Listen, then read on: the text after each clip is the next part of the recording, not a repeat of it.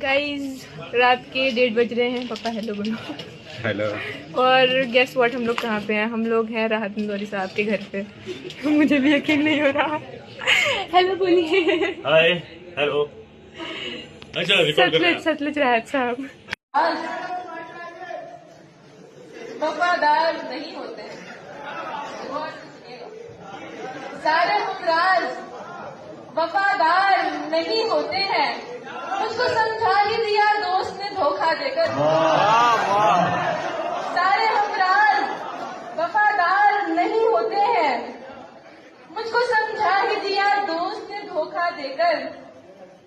मेरे बाबा ने बहुत नाज से रखा मुझको, मेरे बाबा ने बहुत नाज से रखा मुझको। माँ ने पाला है मुझे मुंह का निवाला देकर।